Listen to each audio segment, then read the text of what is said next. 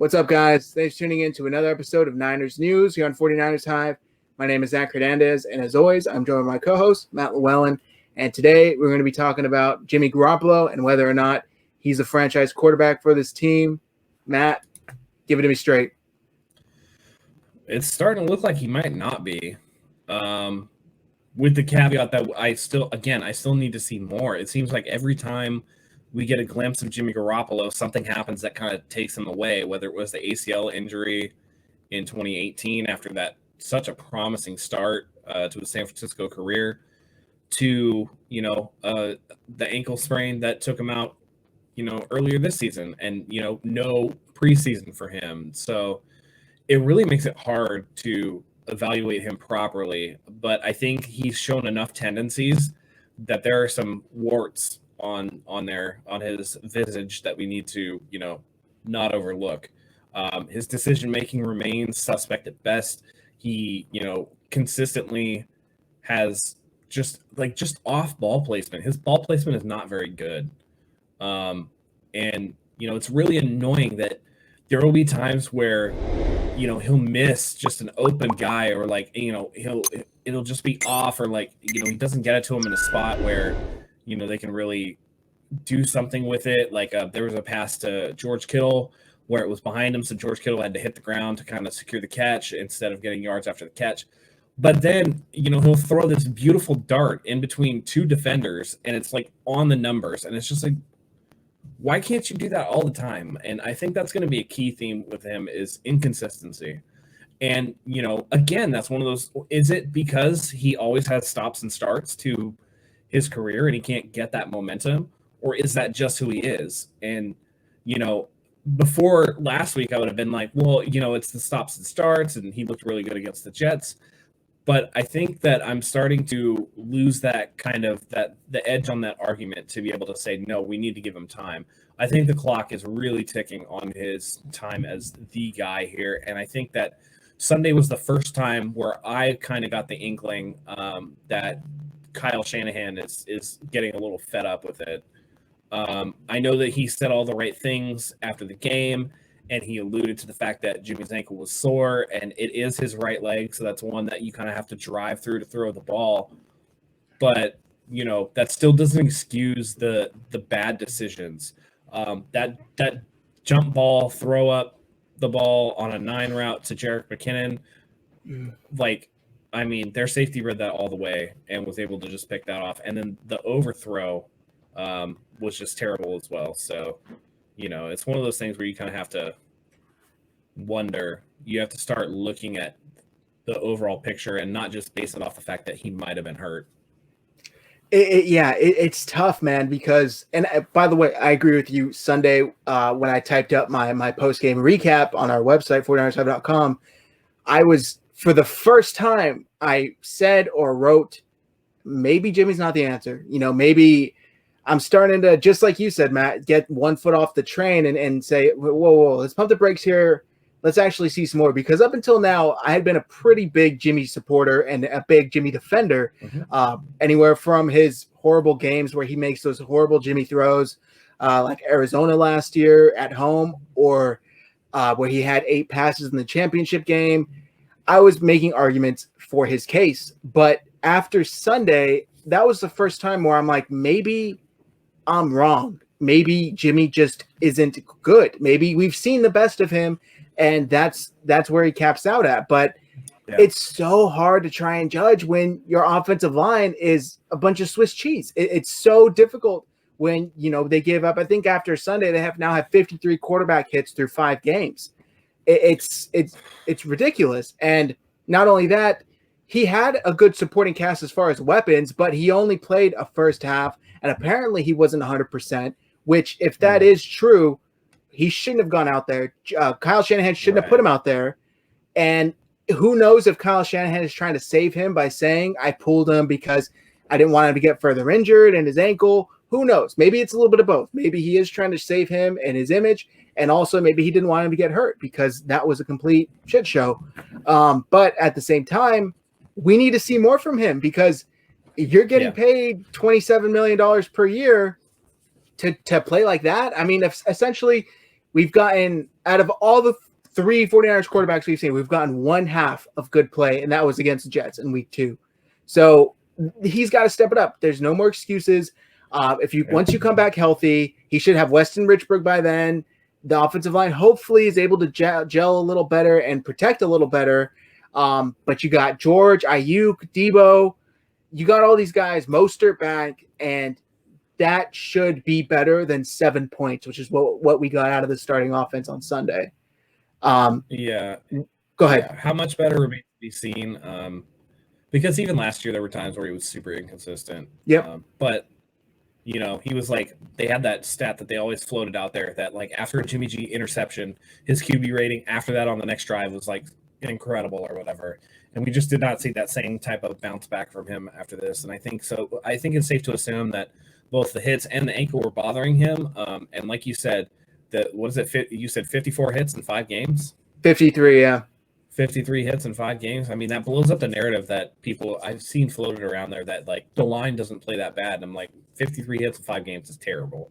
So I don't want to hear that. And without Raheem Mostert in there, the running game has been garbage as well. So that's something that it plays a factor, but how much remains to be seen. And it's really up to Jimmy to show out and improve, because again, like you said, the excuses are gone. So there's nothing left here but to go out there and try to do the best you can. And if you can't get it done, then maybe we need to again start not finish, but start looking in another direction.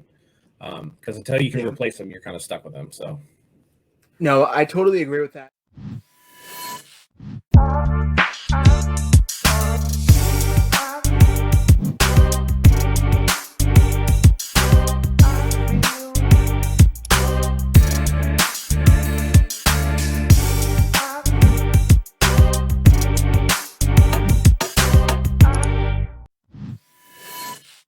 I think after Sunday, John Lynch, Adam Peters, the entire scouting department, they better have had a meeting and said, look, we got to start thinking about who's going to be playing under center next year, because it might not be this guy. He might not finish the year here, depending on what happens. They need to get answers long-term, because if not, then we're talking rebuild. And this is a team that we were talking, how long does the Super Bowl window open for? 3-4 years, who knows? You go from that to rebuild in a matter of one season, that's really bad. And that looks really bad on the organization and really bad on the entire coaching staff and front office for not planning ahead enough. They essentially mortgage their immediate future for this Super Bowl run right here. Kyle Shanahan today was asked, why didn't you draft any? I believe he was asked corners, or it was either corners or offensive line. I don't remember which position, but he said we had like 3 picks. I think that was literally his response. We had like 3 picks. Who did you want us to pick with those 3 picks? And he said, we tried to replace Buckner and Sanders with Kinlaw and Ayuk, and we were able to add a guy like McKivitz. But it's like they shouldn't have. They traded away picks to get Sanders, and then they had to, and then didn't resign him. Yeah, then they didn't resign him. Then they had to use picks to replace Sanders. It's like, man, they just completely went all out on this run, and hopefully it's not over already, because if Jimmy doesn't play well, that's it. I mean, we got a couple of weeks here to save this season before we're talking draft, and talking draft in October is horrible. I hate it. Yeah, it's way too early to be talking about the draft. The not re-signing Sanders is still something that's kind of puzzling to me, because it's not like he signed this like super rich contract with the Saints. No. And you gave up a 3rd and a 4th round pick to get him essentially for 8 games, so plus the playoff run. And you can get good play. We got Fred Warner in the 3rd round. There are players you can get in the 3rd round. And cool, you got McKivitz. That was in the 5th round or whatever. But I'd be much more comfortable if you picked a swing tackle in the 3rd round, or get interior offensive line. And that's beside the fact that, you already got a tackle in the draft, essentially, when you traded that 5th rounder for Trent Williams. Yep. So you draft another swing tackle when it's very clear that the line needs interior help most of all. So, again, that's just one of those things where these little excuses build up, and you try not to tear anybody down too much, but there's some disconnect here with the personnel department and Kyle Shanahan. That's, it's starting to show up, and Yep. there's really no excuse for it. And if what we suspect is true, and that Kyle has a heavy hand in picking players, I think somebody needs to step in and let the GMs do their job, especially Adam Peters, who by all accounts has a good track record on picking good players and having a good eye for talent. Because it's obvious that Kyle, if you give two equally talented guys that the staff feels one way but Kyle feels the other, I feel like Kyle gets the last say. Yep. And Bill Parcells is famous for saying, if you want me to cook the dinner, you got to let me shop for the groceries. And that's true to a certain extent. But, when you're buying off-brand soy sauce and you expect Kikkoman or whatever, it's not the same thing. So, if you're an athlete, you don't go out there and buy, pay less shoes or whatever. You go out there and you get a good pair of shoes. It's just, I think that Kyle is just in love with certain types of players. And if he has the last word, he goes with those players, and you can see that it's starting to hurt the team. So, yeah, it's just one of those things that has to change. But it all comes down to, Jimmy Garoppolo needing to step up too. We can't just take all the pressure off of him because he hasn't been consistent. And consistency, that's something that as a quarterback is one of the most important things, is being consistent out there, game in, game out. And if he can't do that, it might be time to start looking elsewhere. Yeah, I mean, unfortunately, that's where we're at. I mean, the 49ers are 2-3 after 5 games, 0-3 at home. He's played, 2.5 games, right? Yeah, 2, or not even 2 full games, essentially. Week 1, and then a half of week 2, and then a half of week 5. And besides one half, he's looked really bad. He's looked like inconsistent, bad reads, bad throws, shaky, happy feet in the pocket, feeling pressure that isn't there, even though they do get pressure a lot. When it's not there, he's still feeling it. And it's not a good look, man. It's not a good look for somebody making as much money as he is. He needs to get it together, or else we just did a video on Robert Saleh. Jimmy Garoppolo could be on the hot seat as well. The hot helmet, I guess you could call that. But I think that's going to do it for us today, guys. I want to thank you all for tuning in to another episode of Niners News here on 49ers Hive. My name is Zach Hernandez. That's Matt Llewellyn. If you like the channel, hit that subscribe button, hit the like button, share this video, and drop a comment below. Do you think Jimmy Garoppolo, do you think his time's running out here in the Bay Area? Make sure you drop that comment below. And go ahead and click the bell for notifications.